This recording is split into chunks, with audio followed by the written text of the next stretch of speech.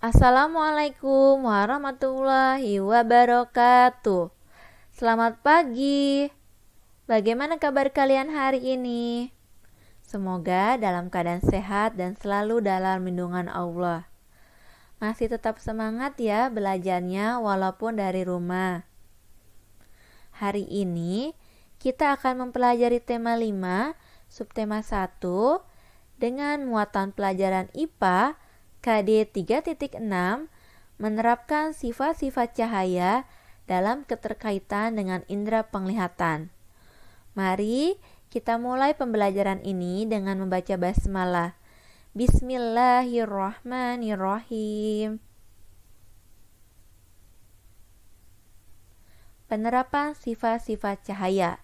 Sebelum kita membahas tentang sifat-sifat cahaya, kita akan membahas dulu apa itu cahaya. Cahaya adalah salah satu bentuk energi yang dipancarkan oleh sumber cahaya. Cahaya dihasilkan dari sumber-sumber cahaya. Contoh sumber cahaya yaitu matahari, senter, lampu, lilin. Cahaya berguna untuk membantu manusia melihat benda-benda sekitar, membedakan warna, dan melakukan kegiatan sehari-hari. Manusia dapat melihat cahaya dengan indera penglihatan, yaitu mata. Cahaya memiliki sifat-sifat tertentu. Sifat-sifat cahaya antara lain merambat lurus, dapat menembus benda-benda bening, dapat dipantulkan, dapat dibiaskan, dan dapat diuraikan. Yang pertama, merambat lurus. Jika kita berada dalam suatu ruangan yang terdapat sebuah celah, dari luar tampak berkas cahaya masuk ke dalam ruangan. Bila diperhatikan, berkas cahaya yang masuk tersebut lurus, tidak bengkok. Bisa kita lihat contohnya seperti pada gambar. Contoh-contoh cahaya merambat lurus lainnya yaitu sinar pada lampu senter yang merambat lurus, lampu sorot di lapangan sepak bola, sinar matahari yang merambat lurus ke bumi, dan cahaya matahari yang masuk melalui jendela. Kita dapat melakukan percobaan untuk membuktikan sifat cahaya merambat lurus dengan cara kamu dapat melakukan percobaan menggunakan 3 karton yang dilubangi dan diletakkan sejajar. Saat lubang sejajar, kamu dapat melihat cahaya lilin. Saat karton tersebut digeser dan tidak sejajar, kamu tidak dapat melihat cahaya lilin. Nih, contohnya seperti yang pada gambar ya. Kertas kartonnya diletakkan dengan sejajar.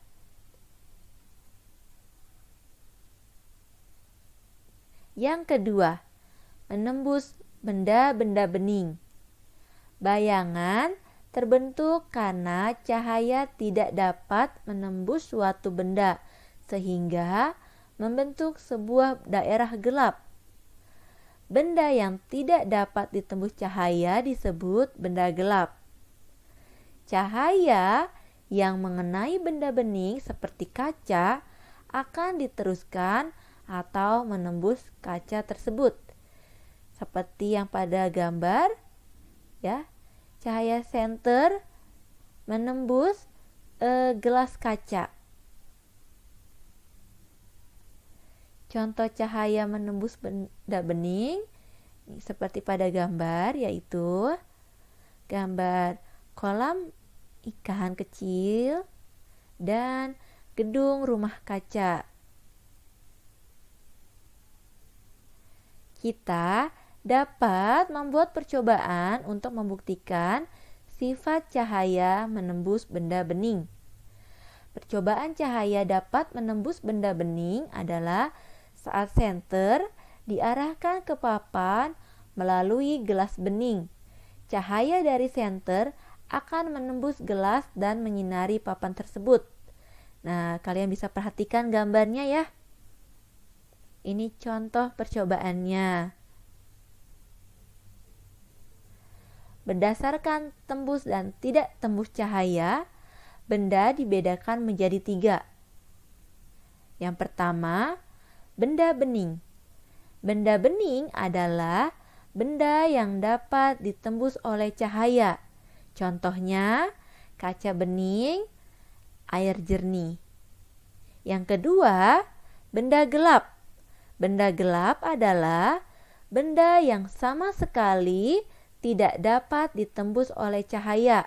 Contohnya, buku, kayu, tembok, dan air keruh. Yang ketiga, benda yang tembus cahaya adalah benda yang dapat meneruskan sebagian cahaya yang mengenainya. Contohnya, gorden dan kertas. Yang ketiga, dapat dipantulkan. Pemantulan atau pencerminan adalah proses terpancarnya kembali cahaya dari permukaan benda yang terkena cahaya. Cahaya dapat memantul ketika terkena permukaan benda. Terjadi pemantulan teratur jika cahaya mengenai benda yang memiliki permukaan rata, seperti cermin.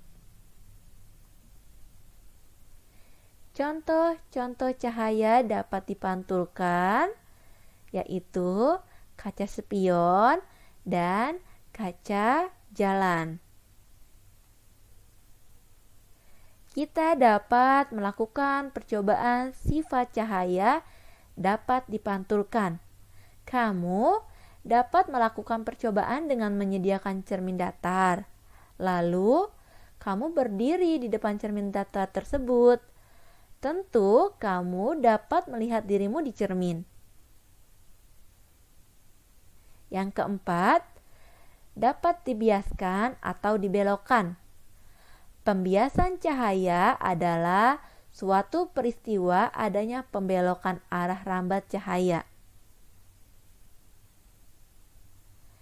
Contoh cahaya dapat dibiaskan atau dibelokkan yaitu ikan di kolam akan terlihat dekat dan besar karena adanya pembiasan cahaya.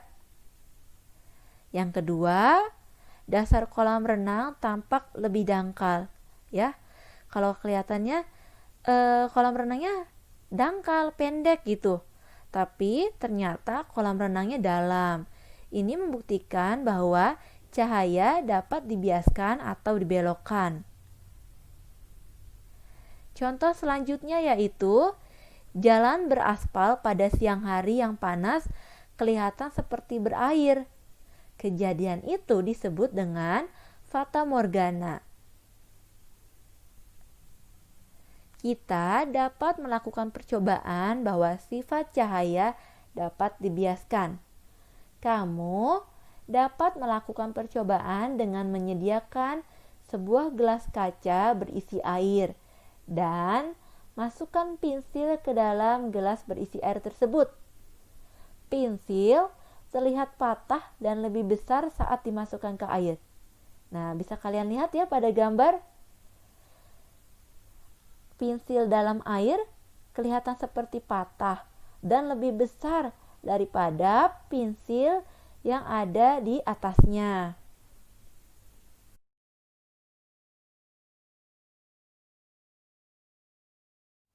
5. Dapat diuraikan. Penguraian cahaya adalah penguraian cahaya putih menjadi cahaya yang memiliki beragam warna. Benda-benda yang dapat menguraikan cahaya yaitu prisma kaca dan titik-titik air. Contoh penguraian cahaya yang dapat kita lihat di kehidupan sehari-hari adalah pelangi. Pelangi terjadi karena cahaya matahari mengenai titik-titik air yang ada di udara. Lalu, cahaya tersebut akan terpantul dan terurai menjadi berbagai warna. Pelangi terdiri dari warna merah, jingga, kuning, hijau, biru, nila, dan ungu. Biasanya kita menyingkatnya dengan Mejiku Hibiniu. Pelangi juga dapat terjadi di dekat air terjun. Cahaya matahari dipantulkan oleh titik-titik air percikan air terjun. Bisa kita lihat contohnya seperti pada gambar. Kita dapat melakukan percobaan untuk membuktikan sifat cahaya dapat diuraikan. Kamu dapat melakukan percobaan dengan membuat gelembung sabun. Gelembung sabun yang dilihat di bawah cahaya matahari tampak warnanya bermacam-macam. Itu merupakan bukti bahwa cahaya dapat diuraikan.